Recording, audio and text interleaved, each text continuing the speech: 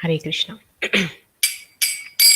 Jaya Radha Madhava Kunja Vihari Gopi Jana Vallabha Giri Varadhari. Jaya Radha Madhava Kunja Vihari Gopi Jana Vallabha Giri Varadhari. यशोदानन्दना व्रजजनरञ्जनं यमुनातीरवनचारी यशोदानन्दना व्रजजनरञ्जनं यमुनातीरवनचारी Hare Krishna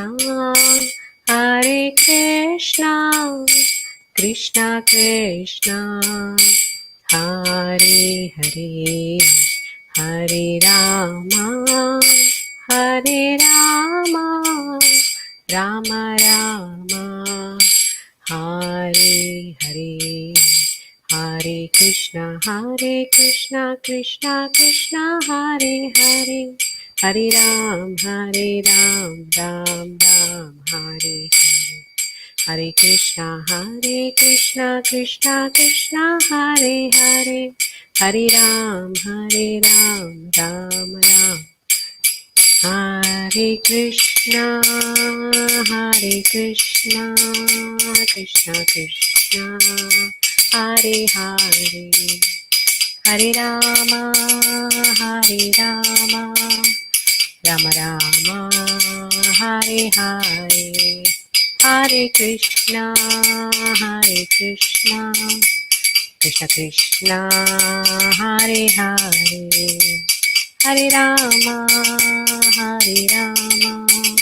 Rama Rama Hare Hare Jaya Radha Madan Mohan Radha Madan Mohan Radhe Radha Madan Mohan Radha Madan Mohan Radhe Jaya Jaya Prabhupada Prabhupada Jai Jai Gurudev Gurudev Jai Gaura Hari Bol Hari Bol Hari Bol Jai Gaura Hari Bol Hari Bol Hari Bol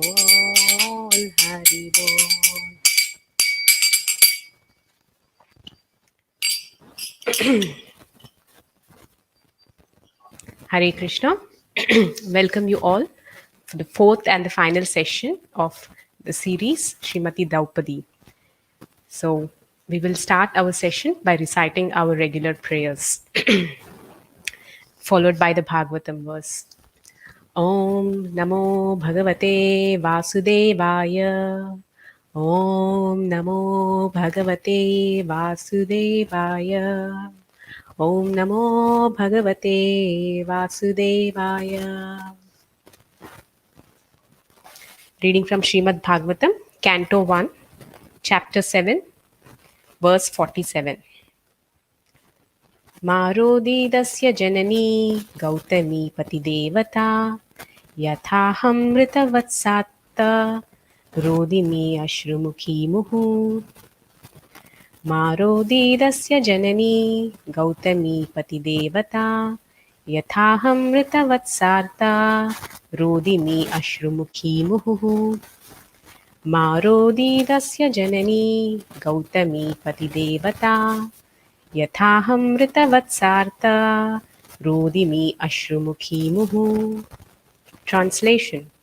My Lord, do not make the wife of Dronacharya cry like me. I am aggrieved for the death of my sons. She need not cry constantly like me. Purport by His Divine Grace A.C. Bhaktivedanta Swami Prabhupada, Srila Prabhupada Ki Jai. Sympathetic good lady as she was, Shrimati Draupadi did not want to put the wife of Dronacharya in the same position of childlessness, both from the point of motherly feelings and from the respectable position held by the wife of Dronacharya.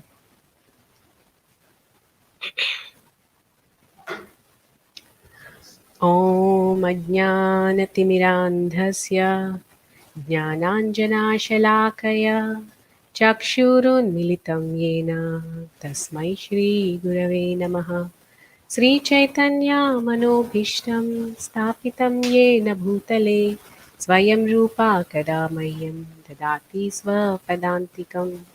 वन्देऽहं श्रीगुरोः श्रीयुतापदकमलं श्रीगुरून् वैष्णवांश्च श्रीरूपं साग्रजातां सहगणा रघुनाथान्वितं तं सजीवं साद्वैतं सावधूतं परिजनासहितं कृष्णचैतन्यदेवं श्रीराधा कृष्णपदान् सहगणा ललिता श्रीविशाखान्वितांश्च नमा ॐ विष्णुपदाय कृष्णप्रेष्ठाय भूतले श्रीमते भक्तिवेदान्तस्वामिनिति नामिने नमस्ते सारस्वते देवे गौरवाणी प्रचारिणे निर्विशेष शून्यवादी पाश्चात्यदेशतारिणे वाञ्छाकल्पतरुभ्यश्च कृपासिन्धुभ्य एव च पतितानां पावनेभ्यो वैष्णवेभ्यो नमो नमः।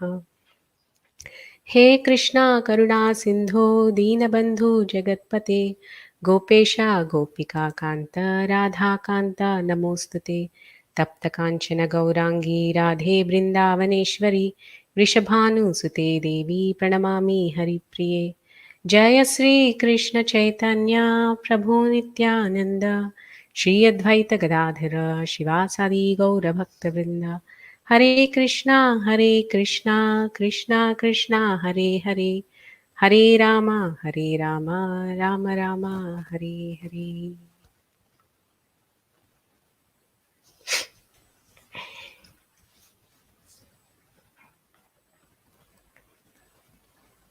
My lord, do not make the wife of Dronacharya cry like me. I am aggrieved for the death of my sons. She need not cry constantly like me.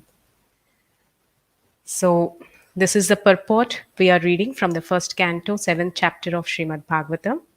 The situation is where all the sons of Draupadi have been brutally killed by Ashwathama after the Kurukshetra war. And this verse speaks about the exalted forgiveness of Draupadi, where despite having been faced with the most terrible and heart wrenching situation which any woman can ever face in her life, her sons, her children, all her sons being so brutally murdered. Here, Draupadi is begging forgiveness for that murderer. So, today we are going to discuss about this beautiful and most exalted quality of Draupadi, her forgiveness, not just in one situation, but through various events of Mahabharata, where she has exemplified this great quality of forgiveness and where she had shown her discrimination to forgive or to punish. So, in this thread, we are going to discuss about the few of the pastimes from Mahabharata. So, before we enter into the details, we will quickly recap what we have learned in the last session. So, last week, part 3, there is a recording available. In part 2, we have discussed about the disrobing of Draupadi and how she has taken complete shelter of the Supreme Lord the moment Dushasana has approached to disrobe her, followed by how the Pandavas were sent to exile to the Vanas, and how in the forest, when Draupadi was crying so profusely in the presence of Lord Krishna, Krishna came and comforted her and promised her that whoever has made you cry, they all are going to be vanquished. This is how Lord Krishna has comforted Draupadi. So, this is what we have learned last week in the last session. So, today we will take off from there. So, when the Pandavas have left to the forest on an exile for 12 years plus 1 year of Agyatavas incognito, so when they were moving, we've also discussed how they were all reacting, how Yudhishthira Maharaj has covered his face with a cloth, and Bhima was seeing both his arms. Arjuna was sprinkling particles of sand on either side, and Nakul and Sahadev, they have rubbed mud on them, and Dhaumya Rishi was uh, singing the Yama Sutta. All of you have so beautifully answered on the WhatsApp about all these questions that were asked. So, what happened after they went to the forest? All the Brahmanas and many citizens have followed the Pandavas deep into the forest as they walked in. And the Brahmanas could never leave the association of Yudhishthir Maharaj. Their king was so dear to them. See, these are the people whose hearts were won over by their king, like Yudhishthir. So they followed him deep into the forest and they could not leave him. Yudhishthir Maharaj, at one point, with folded palms, he requests them, "My dear Brahmanas, I'm unable to see you come along with me for so long because I'm feeling very pained that I'm unable to provide you any food to eat." So the Brahmanas say that, "My dear Yudhishthir Maharaj, please don't worry about us. We will take care of ourselves. There are plenty of fruits and roots available. We will somehow eat and survive. We will do our yajna, snana, japa, tapa, etc. And just let us follow with you. We will just come and be with you in your association, and we will share whatever wisdom that we have, and just come along with you. Please let us be with you." So at this, Yudhishthir Maharaj feel further aggrieved. Oh, these pure-hearted Brahmanas, they're coming me, and now I'm unable to provide them any shelter, nor am I able to even feed them appropriately. So this is the greatness and glory of Yudhishthir Maharaj. He never personally felt pained for any of the discomforts that he had gone through and all the turmoil he has been going through, but he's feeling pain for the not being able to serve the Brahmanas appropriately. These are the qualities of a pure devotee. So when he was going through this kind of a serious pain in his heart, he approaches his guru Dhaumya and he asks for a solution. Then Dhaumya Rishi says, "Please do pray to the sun god. He is a supplier of food to everybody. When he is pleased with your upasana, he will definitely bless you with something." Then Yudhishthir Maharaj very seriously and sincerely does the upasana of sun god, reciting his 108 names and then doing all in a very devoted way. He offers prayers to the sun god and pleases him. And at this, with the purity of his heart and devotion, the sun god finally appears in his effulgent form. So Yudhishthir Maharaj explains about his predicament, that he has this dharma of feeding the Brahmanas who so faithfully are following him. Then the sun god, being pleased with the virtuous Yudhishthir Maharaj, awards him a copper vessel which was called Akshay Patra. He gives him this vessel and he says, "Whatever you cook, this vessel will serve unlimited amount of that particular item. So this vessel will stay with you for the next 13 years and then it will disappear. And this vessel will stop serving once Draupadi finishes her meal." So, because obviously Draupadi would first, all the Brahmanas would be fed. Then Yudhishthira Maharaj used to see all his brothers were fed, and then the Draupadi feeds Yudhishthira Maharaj, and finally she takes of the remnants. And then once she partakes of the remnants, and she washes the Akshay Patra, and then it finishes the serving for the day. So this is how it works. Saying so, sun god awards this amazing Akshay Patra to Yudhishthir Maharaj and he leaves. So all this is happening at a sacred forest called Kamyavan. Yeah. So at this Kamyavan, what happens? Few days after staying in the forest, one day Durvasa Muni visits Hastinapur. So when Durvasa Muni visits Hastinapur along with all his disciples, disciples, Duryodhana, he really serves him very nicely. And Durvasmuni, being pleased with Duryodhana, asks him, what does he want in return? So Duryodhana, the very evil-minded, always with crooked intelligence, he requests Durvasa Muni, my dear Durvasa Muni, please, my all my cousins have gone for an exile to the forest. Please go there with all your disciples and go at the time of the third prahara. Yeah, and they will be pleased to serve you sumptuous prasadam. So Durvasmuni thinks, oh, Duryodhana is so nice that he wants to bring good fortune into the life of his cousins, and therefore he's asking me to go and give my blessings to them. That's why he's telling me. But Duryodhana's plan is, if he goes there at the third prahara, by that time the feeding, the Akshay Patra finishes its the giving its unlimited food, and Durvasa Muni, if he visits there with his 10,000 disciples, the Pandavas will not be able to feed them, and because of which Durvasa Muni will curse them. So in this way, Duryodhana, always immersed in planning how to get misfortune to the Pandavas, summons Durvasa Muni to the Kamyavan. So Durvasa Muni, not knowing the ill intentions of Duryodhana, he goes towards Kamyavan. And he goes there during the time of the third prahara. And what happens there? So there, Yudhishthir Maharaj and all his brothers, they receive him. And Durvasa Muni says that, we have come from so long, we are really hungry, and we are awaiting some nice prasadam from all of you. Beside this place is a place called Vimalakund. We will go there, take our bath, and come back. And please be prepared, and we will come and honor the prasadam that you are going to serve. Saying this, Durvasa Muni, along with his 10,000 disciples, go towards Vimalakund to take bath.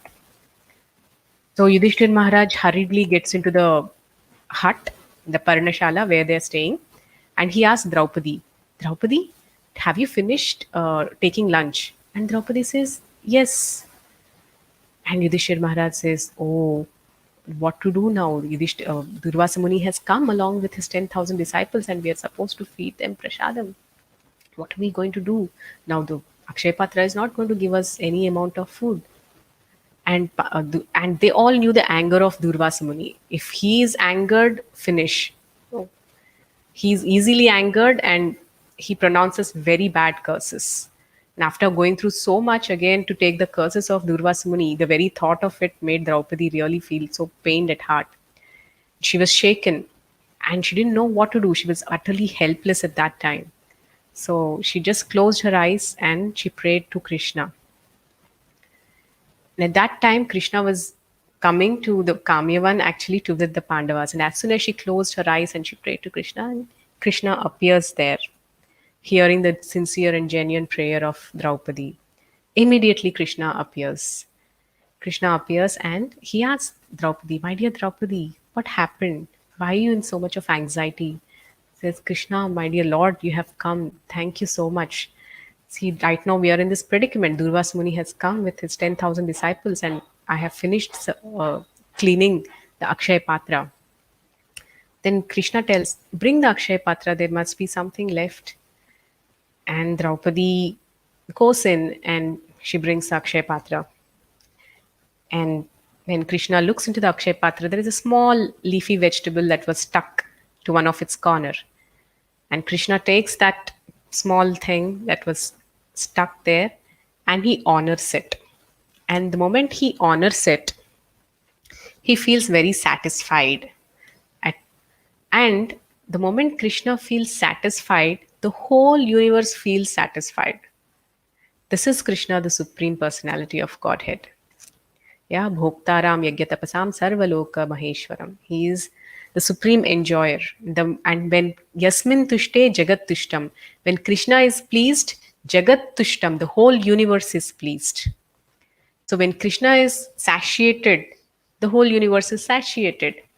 So the moment Krishna took that morsel, that small leafy vegetable, at that same very moment, Durvas Muni, who went to the nearby Vimalakund for taking his bath, and along with all his disciples, all of them suddenly felt so bloated and so filled, so stomach filled, as if they have just honored a, a great big feast, and they didn't even have an inch of hunger. They were totally satiated. So at that time, so then Krishna tells Bhima to go and invite them for lunch. But Bhima and all of them, they didn't know that this is what is going to happen. But they simply had the faith that Krishna is going, because nothing was prepared at home. And when Krishna told go and invite the Durvasa Muni and all the disciples, simply Bhima went to invite them. And as soon as Bhima was coming towards them to call them for the prasad, Durvas Muni and all his disciples, they fled. The moment they saw Bhima from a distance, if Bhima is calling us, it implies they might have made a very big feast. And now, if we go there and we don't honor, we'll be offending them. So, before they even see us, let's run away. So, in this way, Durvasa Muni and all his disciples, they flee from Kamyavan. So, in this way, Lord Krishna helped the Pandavas at so many instances, and especially whenever Draupadi cried out in full dependence, he came to help them. So after this Kamyavan, there is an interesting pastime that happens. They move to a place called Dvaitavan. So Dvaitavan is a place where one day Draupadi and along with all the five Pandavas, they were sitting. This Dvaitavan is a very deep forest, and the whole atmosphere was always filled with the sanctifying Vedic mantras. It was a very serene place, and great rishis like Narada Muni, Markandeya Rishi, and all these Kashyapa Muni, all these great munis and rishis used to frequently visit that place. And Dvaitavan is a place where all the Brahmanas used to perform great austerities and tapasyas. And there were a lot of rishis and munis. And Pandavas used to be there guarding their tapasya. They used to hunt animals which used to disturb their finances. They used to hunt the animals which used to disturb their tapasya by killing them. So one day, what happens is Yudhishthir Maharaj feels very serene. He rejoices the association of all these rishis. Because Yudhishthir Maharaj is deeply, at his heart, he was very much like a rishi in nature. And he was really rejoicing in this peaceful and serene atmosphere of Dvaitavan. At the same time, he was conscious of his duties as a Kshatriya, and while having them in the mind, he was currently very peaceful and happily situated in this in this Dvaitavan. But there is one person who was not able to be peaceful, and that was Draupadi. Draupadi could not see the condition of her husbands. When she looked at Yudhishthir Maharaj, she felt, oh, he was sitting on an ivory throne, and his body was dabbed with the most choicest of sandalwood paste. And look at him. Now his whole body is smeared with mud and dirt.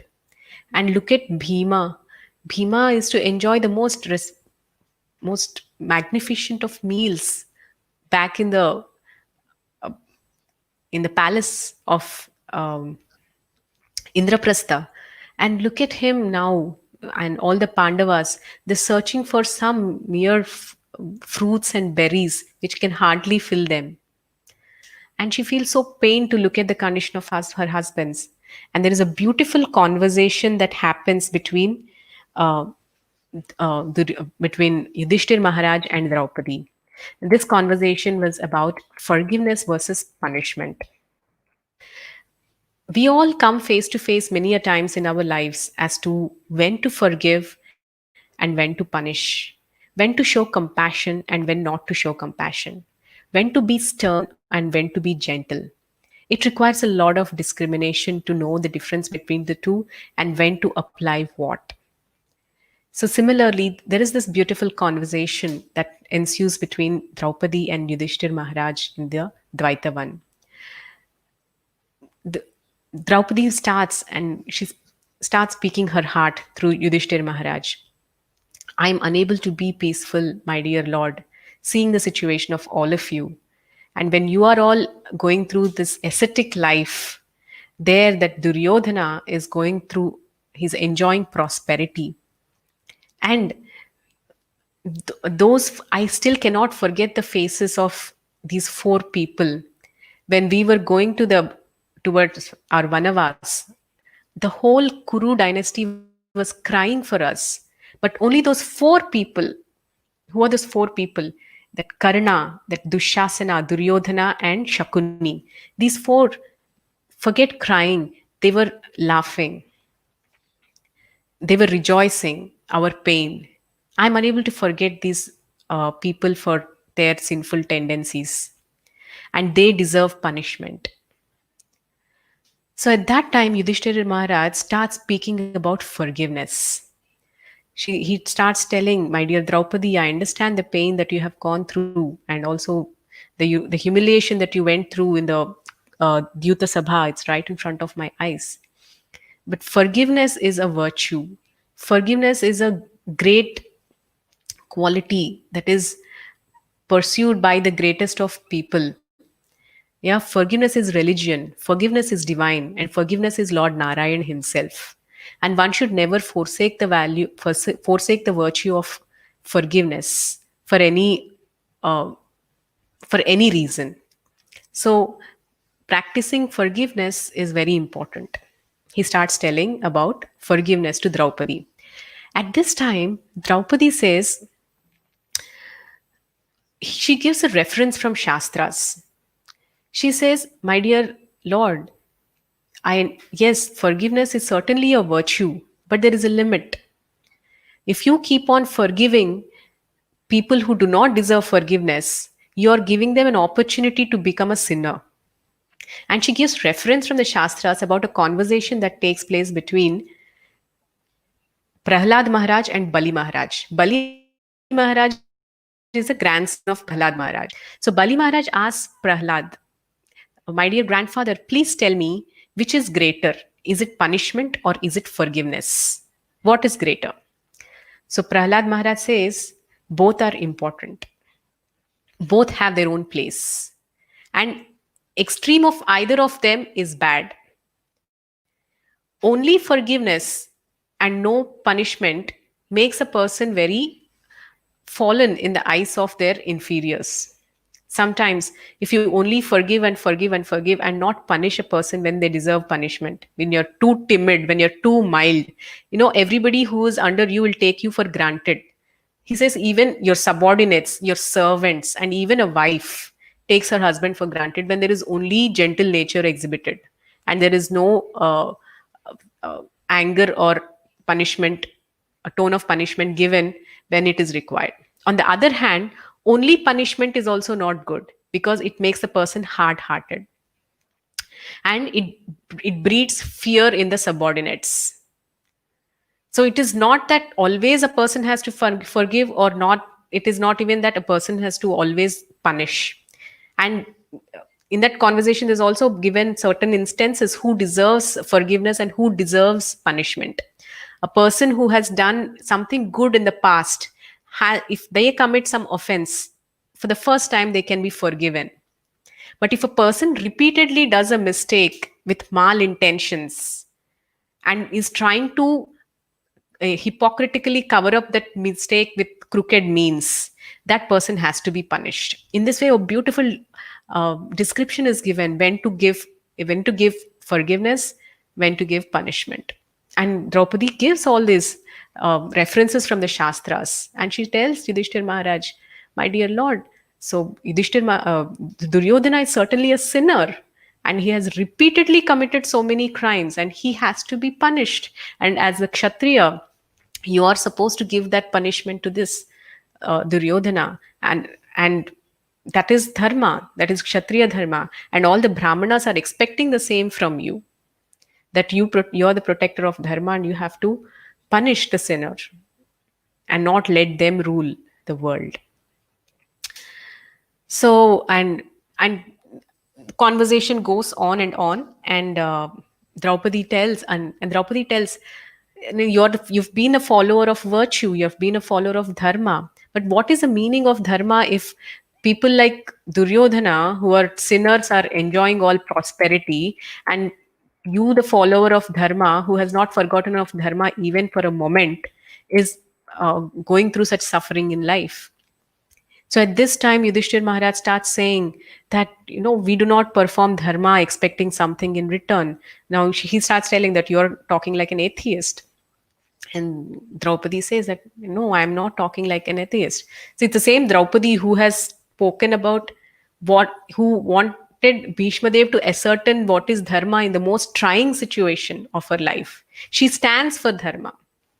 It is not out of some kind of a pain in her heart that she was asking, where is dharma here? She's speaking in complete discernment. So she says that as you have to, one has to act, and you have to act out of the duty, and your duty is to protect and wipe away people like Duryodhan. So at this time, Bhima becomes very, he comes into the picture, and he starts saying that, what Draupadi is telling is true, that people like Duryodhana have to be punished. And my dear brother, enough is enough, whatever has happened. Now permit me. Uh, so Yudhishthir Maharaj says that, I have already promised them that I will be in exile for 13 years. At this, Bhima starts saying that we have already lived for 13 months. And according to Vedas, sometimes 1 month can be taken as 1 year. So we have completed the exile technically. We'll go back, and, the Gandiva of Arjuna and Bhima's strength will win over the entire Duryodhana's army. Come, let's go. So at that time, Yudhishthir Maharaj pacifies Bhima.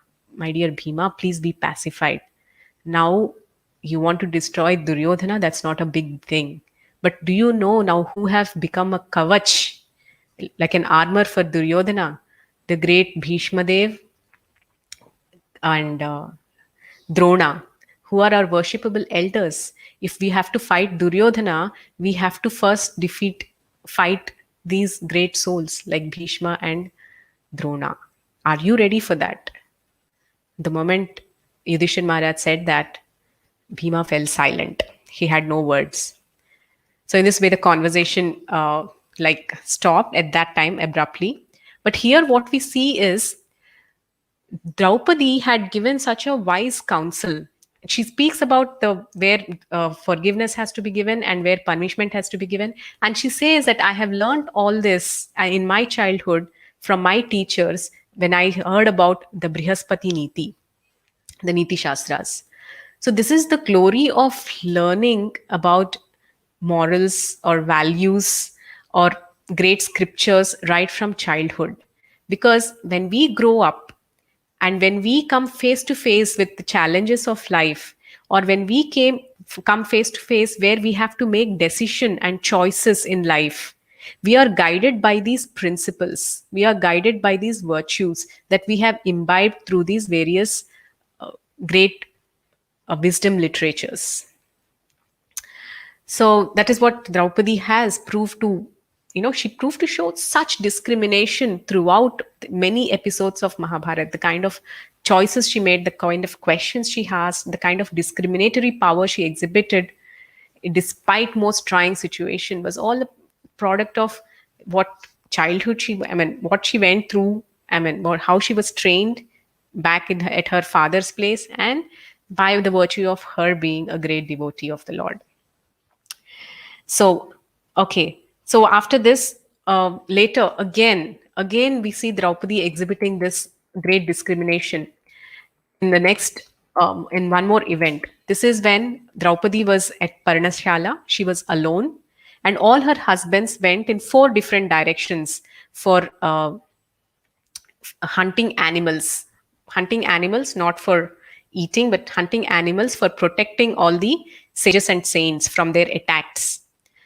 So there was nobody. She was staying alone in the Parnashala. So at that time, Jayadrath, along with another king and a group of women, he was passing by the forest. And when he was passing by the forest, he sees a Parnashala, and and from a distance he sees Draupadi. It is written in the scriptures that for Draupadi, one serious thing that she had was she was extremely beautiful. She was extremely beautiful, and that proved to be a villain for her many a times in her period of exile, especially the biggest challenge that she had to face. So she was so beautiful, and Jayadratha, from a distance, he has a glimpse of her, and along with him, another king comes. So he tells that king, "Go and see who she is." So this king, another king, he goes, and his name is Kashika. The name of that king is Kashika. So the king Kashika, he goes and approaches Draupadi, and he asks her, "Who are you?" At that time, see, Draupadi here also, she exhibits her discrimination. She tells, "My dear sir, I am a single lady here, and you're a single male. I am not supposed to give you my details. But since you have come to my house as a guest, I have to serve you. And since you have asked me this question, I am telling you." And she gives the details about who she is. I am Draupadi, this is our daughter of Drupada, and I'm wife of all the five Pandavas. So this Kashika, he goes back to Jayadratha, and he tells her, he tells him who about the details of Draupadi. Then this Jayadratha, at that time, he goes mad looking at the beauty of Draupadi. He loses all discrimination. He personally goes and approaches Draupadi, and he starts using all seductive language. He starts telling her, "Your husbands are of no use." And he starts telling, the Niti Shastras say that if your husband is of no use, you can go and approach other men for shelter. So come with me, leave your useless husbands and come with me, and I'll make you the queen of my palace. All sorts of things he keeps telling. And Draupadi, again, at this point of time, she engages Jayadratha in conversation and makes some time pass so that her husbands will return during this time. This is again a situation where Draupadi had shown her keen presence of mind. She keeps conversing with Jayadratha, saying that, "My dear sir, did not know about my husbands." And she starts telling about characteristics of each of her husband. She tells, Bhima, he's a son of Vayu. He is a person who will not sleep until justice is dished out. And she tells about the virtues of each of her husbands. So at this, Jayadratha, a lot of time passes, and it will be the time that the Pandavas are returning, and Jayadratha, not wanting to waste any time, he drags Draupadi. And at that time, Draupadi resists by kicking him, but still Jayadratha drags, and he puts her on his chariot, and he starts taking her. And Draupadi starts telling him, "You think you're going to survive the attack of Pandavas? Once they come, you see how they're going to finish you." And she keeps telling. And in the meantime, Arjuna comes into the picture. And as soon as Arjuna comes into the picture and all the Pandavas come, Arjuna chases Jayadratha. And within no time, Arjuna vanquishes the entire army of Jayadratha. Nobody was left. And seeing this valor of Arjuna, Jayadratha gets scared and he flees. He runs away from the battle. But Bhima catches him. Bhima catches him, and he starts, if somebody falls into the hands of Bhima, you can understand. And he was about to massacre him. And Arjuna was also about to release his arrow. At that time, Yudhishthir Maharaj comes into the picture. And again he says, "You should forgive him." And Draupadi gets really angry. And she said, "A person like this, who is trying to approach a married woman and who has no discrimination whatsoever, if this person is left without being punished, he's going to prove to be a very sinful person and destroy, cause of destruction in the future." But Yudhishthir Maharaj says, "Yes, Draupadi, I agree with you, but he is the husband of Dushala, the only wife, the only sister of all the Kauravas. Yeah, and he's the son-in-law of Gandhari. So we have to forgive him. So Draupadi agrees, says, okay, let him go. And then Bhima, still, Bhima is a kind of person, he cannot sleep until full punishment is dished out to a person. It is said that Bhima once said that if I had the capacity, I would have brought Dushasana back to life and killed him in a different way. See, this is how much Bhishma is, when it comes to settling out the, uh, account for punishment. So Bhishma is like, he has to be punished. I mean, sorry, Bhima. Bhima says he has to be punished, and he gives a very funny shave with 5 shikas, and he says, I will leave you on one condition. Wherever you go, you have to go and tell you're the slave of Yudhishthir Maharaj. Then Jayadratha says, okay, I will do that. I will always tell that I'm the slave of Yudhishthir Maharaj. And then he puts 5 shikas on his head, and these are the symbols that 5 Pandavas have defeated you, and go, and he sends him off. So after this episode comes the Virata Parva. So in Virata Parva is the time of incognito, where the nobody should recognize the Pandavas. So in Virata Parva, everybody takes on a different role, as you see in the picture. Yudhishthir Maharaj takes the role of a minister. Bhima takes the role of a cook. Arjuna takes the role of Brihannala. It is not that Arjuna takes, he puts on the robe of a woman. For this 1 year, he transforms into a transgender. It's not that he just puts on the clothes of a woman by being a male inside. No, he becomes a transgender, Brihannala, because it's a curse that he receives from Menaka. Urvashi, sorry. It's a curse that he receives from Urvashi. And that curse he has transformed into a benediction, which is of some use for him during his incognito period. Then Nakul becomes the uh, keeper of horses, and Sahadev becomes the keeper of the cows, and Draupadi becomes Sairendri literally means one who makes the hair of the queen. So the queen used to have some maids who were specially there for making their hair. So Draupadi took on that role of keep making the hair of the queen. So then what happens again? As I said, for Draupadi, her enemy was her unparalleled beauty. So there was this Kichaka. Kichaka was the brother of the wife of Virat Maharaj, of the queen. So this Kichaka, again takes undue advantage of Draupadi, and like he approaches her and he tries to make some bad passes at her. Again, Draupadi feeling very pained at that. It is said that Draupadi actually kicks Kichaka and he runs for protection. And she comes to Virat Maharaj. Virat Maharaj at that time he was playing again gambling with Yudhishthir Maharaj.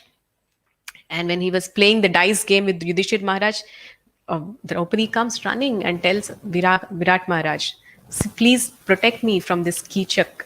He's behaving very abnormally with me. So Virat Maharaj, he really answers in a very horrible way. He says that who knows what is going on between both of you? We are not here to save you. Saying that, and Yudhishthir Maharaj could not respond at that time because it was their last few days of incognito. At that time, if anybody gets to know, all these 13 years are gone. So at that time, Draupadi goes and reports to Bhima. She goes to Bhima and she starts crying. She tells him that this is how Kichak is troubling me. And she prepares him totally. What do you think? Why should I suffer like this? Such a person, what punishment he deserves? How dare he approaches me? And she really blurts out her pain. And Bhima, taking this opportunity, he goes to Kichak. And what all anger was pent up against Duryodhana and against Jayadratha, all that anger fully he shows on Kichaka. And also, Yudhishthir Maharaj was also not around to stop him. There was nobody to stop him. It was a private place. Only he was there, Kichaka was there, and Draupadi was there. He made full use of that situation and he ventilated all his anger and massacred Kichaka. And the way he killed Kichaka, he actually projected all his bodily limbs into his body, into his stomach, and he made him a ball.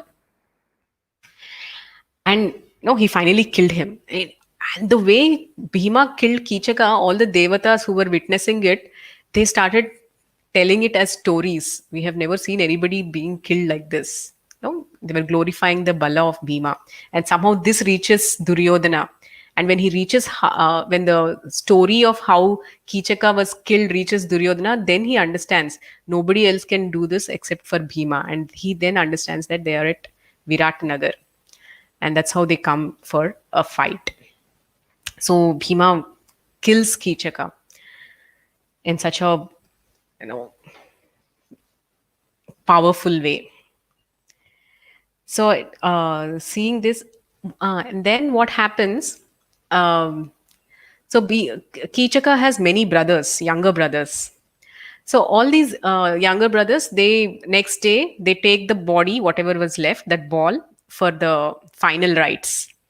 And when they're taking this body for the final rites, look at the polluted intelligence of the brothers of Kichaka. They all say that this Kichaka had an eye on this Sairendri. So Sairendri has to be put in the funeral pyre and perform sati for the Atma Shanti of Kichaka. And they try to forcefully make Sairendri or Draupadi to push her in the fire. So Bhima, at this time, with full anger, he comes and sends all of them into the death knell. All He destroys all the brothers, younger brothers of Kichaka. None of them were left. And this news somehow reaches Kichaka's sister, or the queen of Virata, and then she understands that, my God, this Sairendri has very powerful men who are protecting her. And she thinks next will be my husband who is going to be doomed. Then she goes to Sairendri and tells Sairendri, please leave. If you're here, people are not going to be alive. Then Sairendri says, just few more days and my husbands will be back. Just let me stay because the exile is going to be over in the next few more days. Please let me stay for a few more days and I will be off.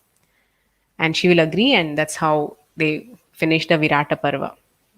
And then we know what happens at the Kurukshetra Yudra. And before the Kurukshetra war, at one point of time, we all know the episode of how Krishna goes as the Shanti Duta, the messenger of peace.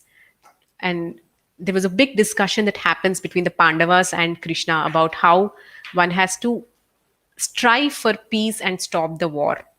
When this whole discussion was happening, and Krishna comes out of the room after going through the entire discussion, then Draupadi approaches Krishna and tells, you're all going to approach the Kauravas for peace?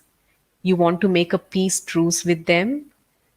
If you are going to approach them for peace, let me tell you, I will go to my own father, Draupadi Maharaj, who is old. I will take him and his army, and I will personally go and fight with the Kauravas if you are going to go and talk about peace. So at this point, Krishna tells, my dear Draupadi, please be pacified and please know that your wish will definitely be fulfilled. Your wish of destruction of the Kauravas will be fulfilled. So how can it be that Krishna goes and talks to Pandavas about avoiding the war, and how is it that Krishna is promising Draupadi that her wish will be fulfilled? Is he lying at one place and telling the truth at one place, or how can this be possible? This is because Krishna knew Draupadi. He told Draupadi, your wish will be fulfilled. It is one thing is that the Kauravas are certainly not going to agree to give even the 5 villages that the Pandavas came down to, and certainly the war is imminent. Even in the worst case, if the Kauravas would agree to give the 5 villages to Pandavas and the whole family gets patched up, still he had that faith in Draupadi that she would mold herself to the situation and forgive. Because we already saw this happening in the case of Jayadrath. Initially, she was bubbling with anger. She wanted revenge. She wanted Jayadrath to be killed. But when Yudhishthir Maharaj came and explained the logic that please forgive him because he's the husband of Dushala and the only son in law of Gandhari, she molded herself to the desire of her husband and she forgave and she let him go. So this was Draupadi. She was not so uh, inflexible or rigid at heart. As per the situation, she molded herself. But when it came to action, she never backed off. She was very stern. She kept the fire of revenge going. In fact, it was not revenge, it was justice. She kept the fire of justice burning in her heart, and she gave that fire and that spark to all the Pandavas to fight. So this was what happened at the talk of truce. And later the Kurukshetra war happened, and we all know what has happened. All the Kaurava army was wiped away. And her brother Drishtadyumna, he was a commander in chief of the Pandavas for the entire war. On the Kauravas side, many army in chiefs have changed. First, it was Bhishma Dev. Later, when Bhishma left, it was Drona. Then Drona was killed. Then it was Karna. When it was Karna was killed, it was somebody else. And later, it was Ashwathama.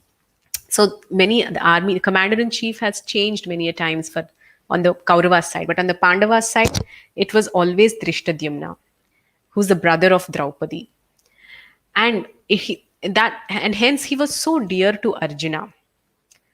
So this was towards the end of the Kurukshetra battle. This is where the Bhagavatam begins. So at the end of the Kurukshetra battle, what happens is Duryodhana was in a very painful situation. He was on the verge of death, unable to move, but he was still not peaceful. So at that time, Ashwadhama says that I will go and bring the dead bodies of Pandavas, and he goes into uh, after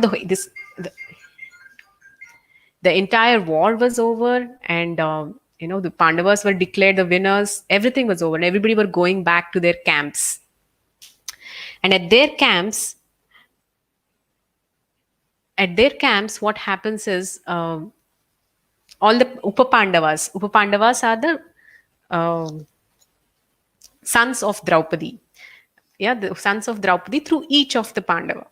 They were all sleeping in a camp, in one of the tents.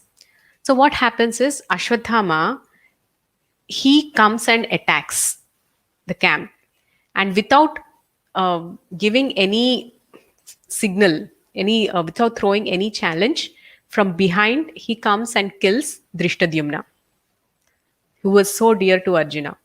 And not only does he kill Drishtadyumna, all the 5 Upapandavas, the sons of Pandavas who were sleeping, in their sleep, he goes to them and he kills all of them. He brutally murders all of them. Actually, Vyasa Mahabharata explains about what a horrible, obnoxious killing that was. He actually goes and he presses their skulls, and that's how he kills each of them.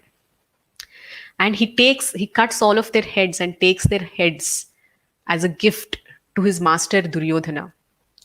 And he goes to Duryodhana, and actually he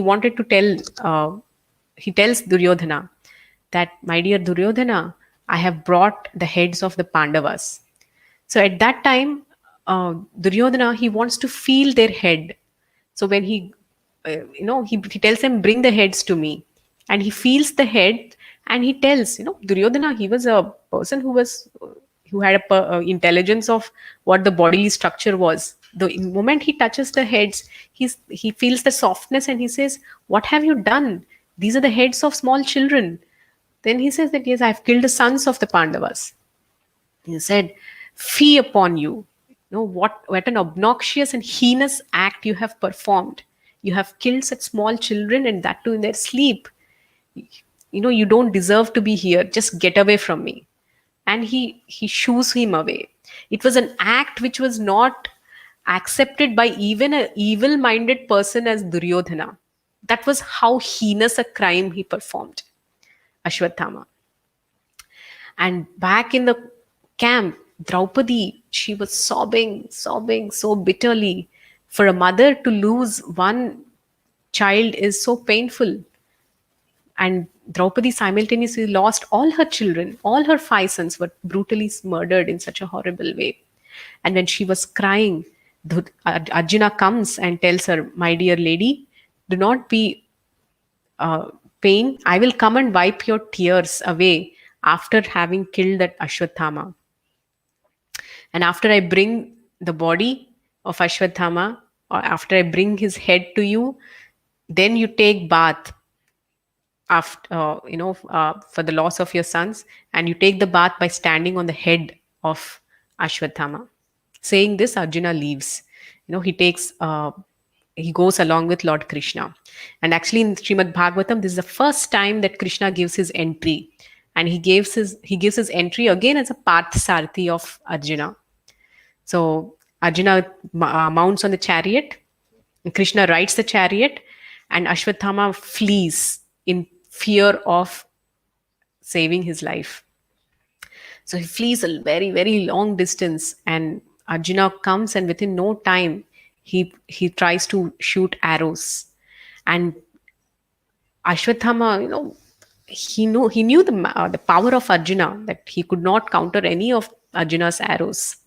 So immediately he goes, he touches the water and pronounces some mantras, and he releases Brahmastra. And Brahmastra it's like a nuclear weapon. It has the capacity to destroy the entire universe. And Ashwatthama has the art of releasing. He knew the art of releasing the Brahmastra, but he did not know how to reverse it, how to stop it. So Lord Krishna, being present there, he tells Arjuna. No, then immediately, as soon as Ashwatthama releases the Brahmastra, massive fire and heat starts emanating. It was like burning the whole earth.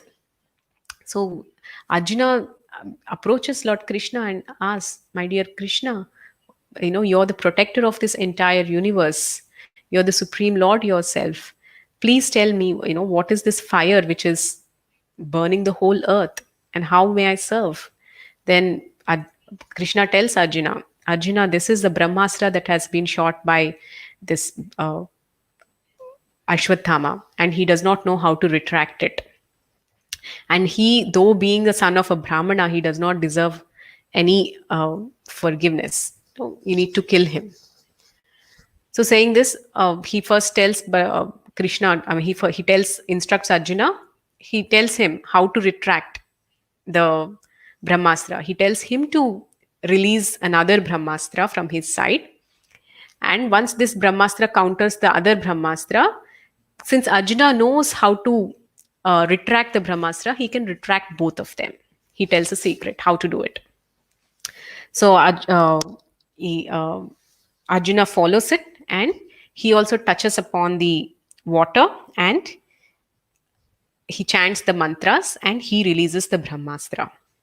And both these Brahmastras meet, and the kind of fire, and it forms into a massive ball, like a firmament around the whole globe, like the sun disk. And it's like it's huge, the Samvartaka fire that is burning up all, not just Earth, but all the floating planetary systems. So all the demigods of all the planets, they come down, and they start in the pain of the fire that is burning up all the planets. They come and ask, "What's happening?" And that's when Arjuna retracts both the Brahmastras. And then he binds up Ashwatthama.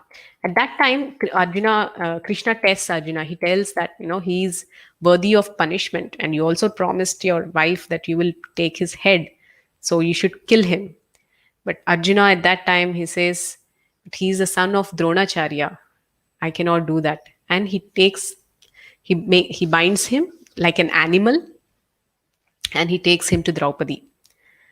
So, and he, brings him to the feet of Draupadi. So at that time, Draupadi, she exhibits such exalted forgiveness.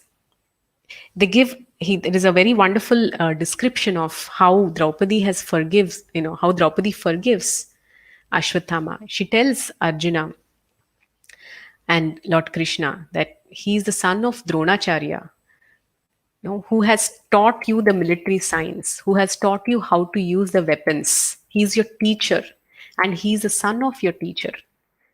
She showed such gratitude at the situation where she's going through immense pain that any woman can ever go through in her whole life. At that situation, she exhibited forgiveness and gratitude. She saw him not as the killer of her sons, as a murderer of her sons, but she saw him as the son of the teacher of her husbands. She's grateful for what his father has done to them. And she gives a second reason why he has to be forgiven, because he's the son of a brahmana, and as a brahmanical class, they have to be protected by the kshatriyas. They should not win the wrong favors from. I mean, they should not they should not attract their pain, the negativity from them. So this is another reason she gives. And the third reason that she gives is he's also the son of Kripi. Kripi is, or when we read the first verse, or Gautami, she is the wife of Dronacharya. Yeah. So Kripi is, she tells, Draupadi says that she has not performed sati because she's seeing the presence of her husband in her son.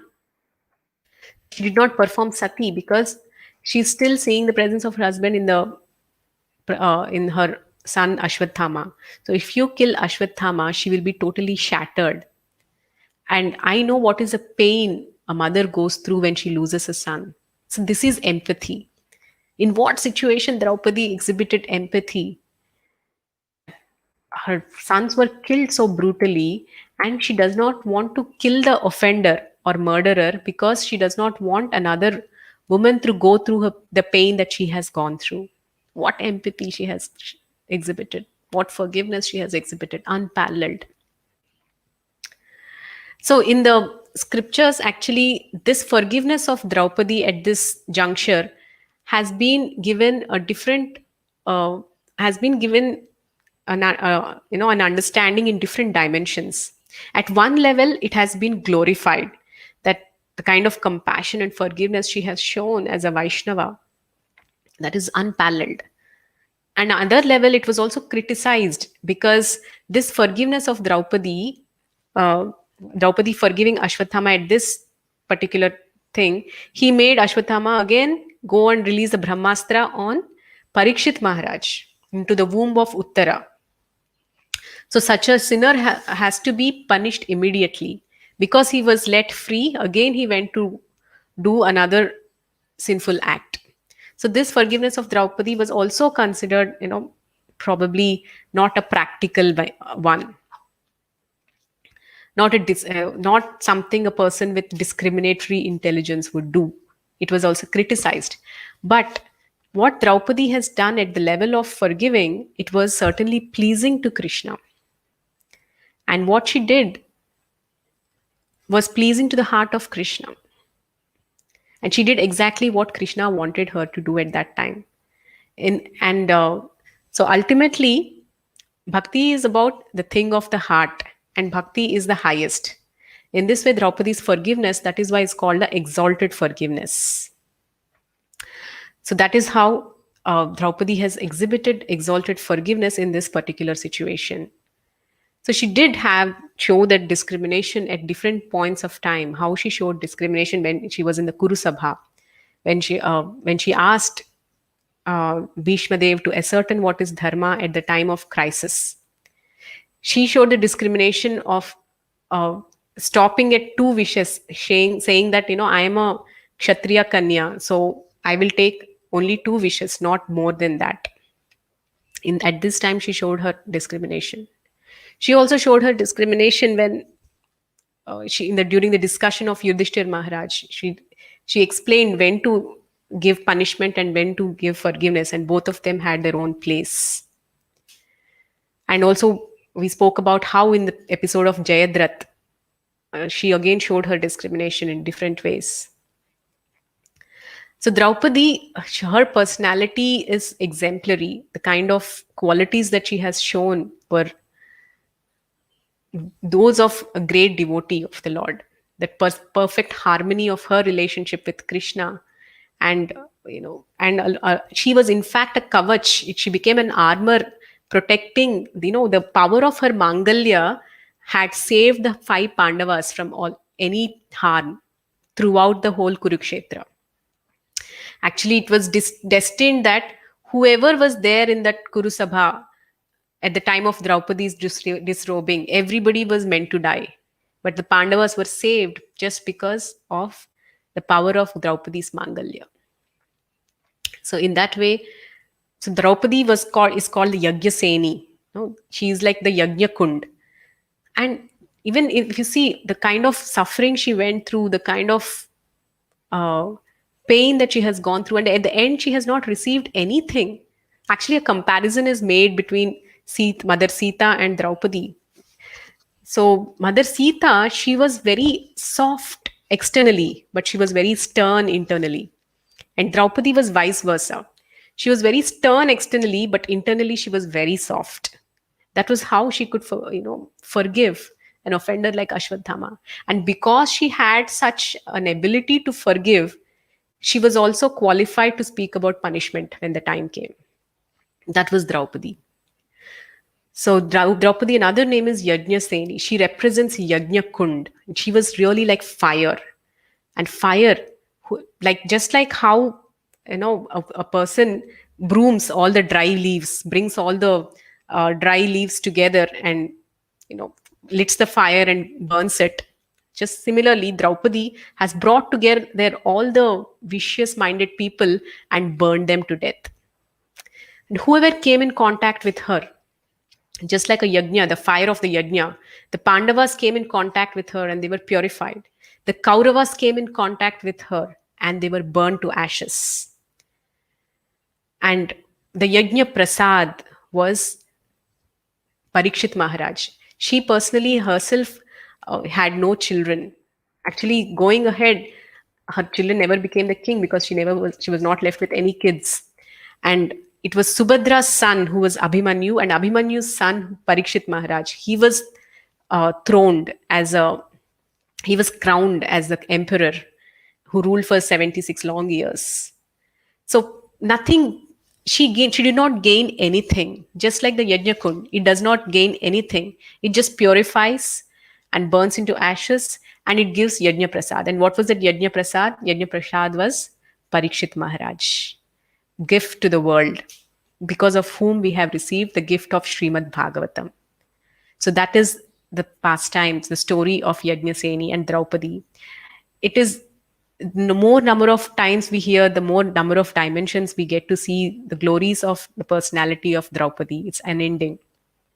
And it is said that in a verse, whoever recites and remembers the personality of Draupadi and her glorious qualities, they become purified of the most dangerous sins they have ever committed. There's a beautiful verse that says, Ahalya Draupadi Sita Tara Mandodari Tatha Panchakanya Smaren Nityam Mahapatakanashanam. Whenever you remember about these Panchakanyas, of whom Draupadi is one, whenever you're remembering them, Mahapatakanashanam, the most abominable sins committed by a person are purified. So it has been a great journey discussing about the glories and the pastimes of Draupadi, her great virtues and her great qualities and her devotion to the Supreme Lord and her ability to stand by dharma in the most trying situations, her discrimination and her fire-like determination. So it's been a great fortune to discuss. Thank you very much. So we will continue with a new series from next week. Srila Prabhupada ki jai. Grantraj Srimad Bhagavatam ki jai.